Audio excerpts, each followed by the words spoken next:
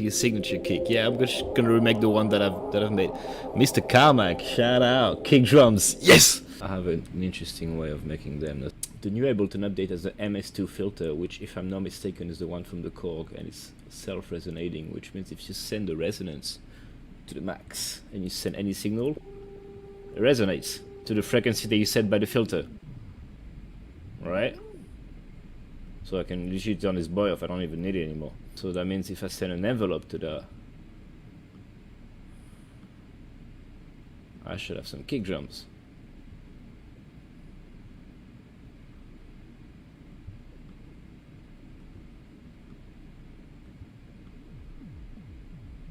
This is a geeky way to how to make a kick. Yeah, no, I could just... Then eventually I'll just go on Splice and buy it, but you know, a lot of people ask me how to make a drum kick, so... The phase on 0, it's not supposed to do that one. Oh.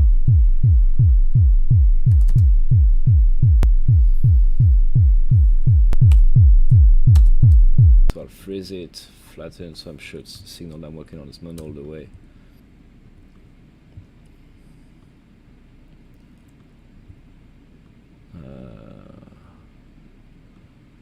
I could have it short as well.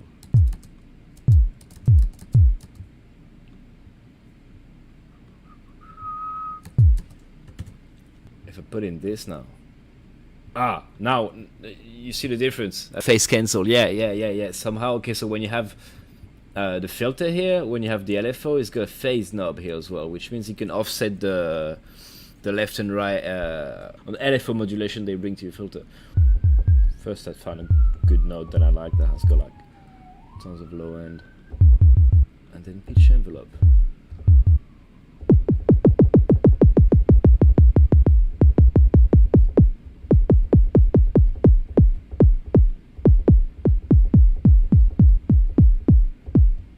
That's a good start. Loop.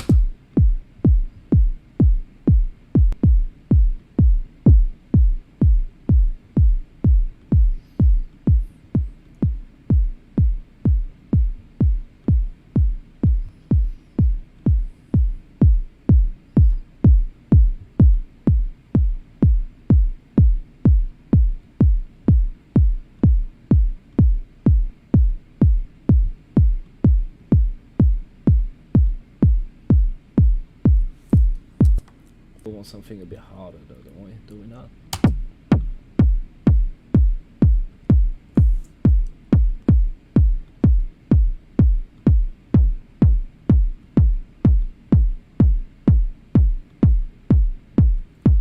I don't like the little clip at the end that I hear as well.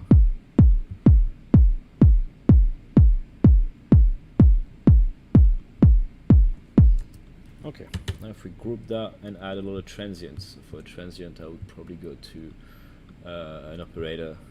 I would go to a white noise. Okay, maybe add some FM on top.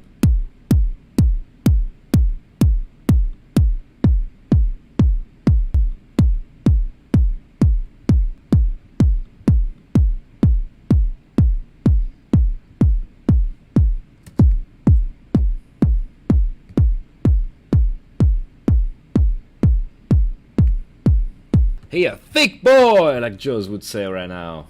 Let me duplicate and freeze this guy, put it back into another sampler with another pitch envelope, see what happens, because sometimes you get some magic by resampling again. Output volume 0. Beefy boy. It's good kick drum already. Pitch envelope.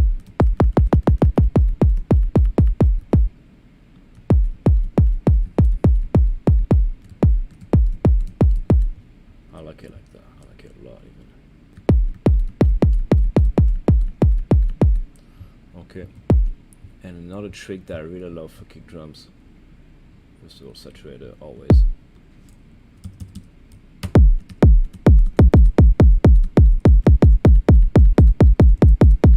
There, you push it to the edge of clipping. Like 4 is almost is too saturated. Like it's almost too hard.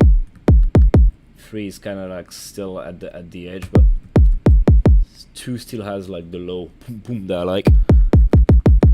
And One really cool trick that is really weird on Ableton is use that plugin called EQ3. It turns out that this little guy, don't touch those guys, just touch frec low and frec high and just swipe them across your kick, and you'll see how it's gonna change your. We're in C now. Okay, but now turn it on.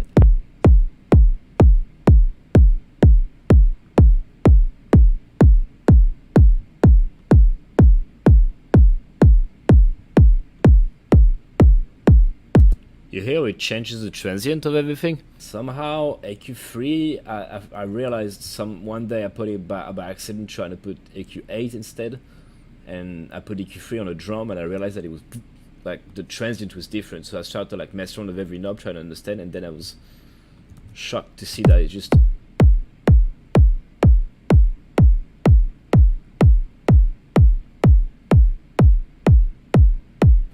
Would you cut the low end on your kicks? Depends on the kick. There's no rule. We'll see on this one.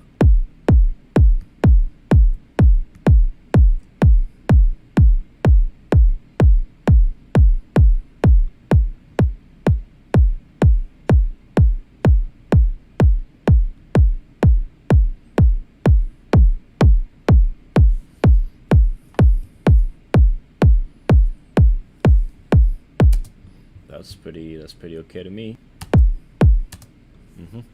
Which headphones are you using? The Audio-Technica M50X. They're pretty common. Yeah, I'm always finding a little frequency to remove here and there. It helps. Sometimes you can also boost some.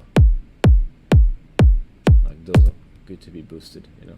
Now I wanted to get a little limiter on this one. To get the hair off.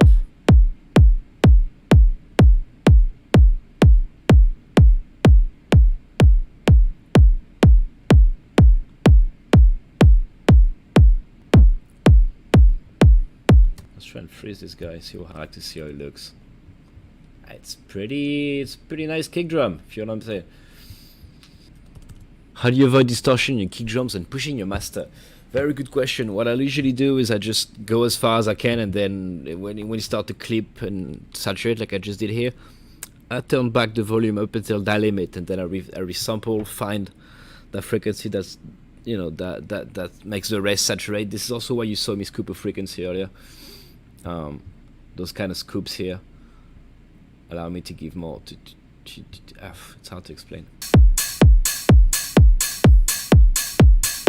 See, this is where I'm going to put my kick in MIDI again.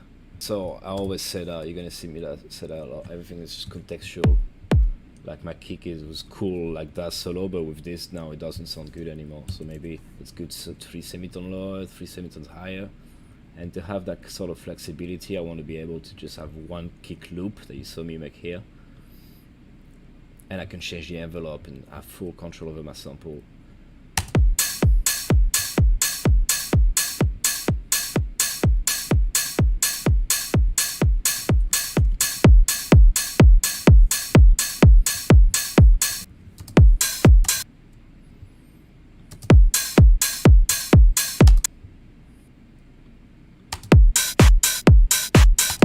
You always cut out the tails in your drums? No. This, I see a lot of people asking questions that start by "Do you always?" or "Do you?" Well, you know, do you always do this or do that? There is I think in music production, one of the beauties of it, but also one of the hardest concepts to grasp is there is no rules. There are no rules. You don't follow the book unless you write the book yourself. Everything is contextual. It depends on what a kick on itself sounds cool, but you put it in a song, it's not going to sound cool. So everything depends on the other sounds that are being put with it. You guys were asking if I tune my drums. I don't really make sure in key, but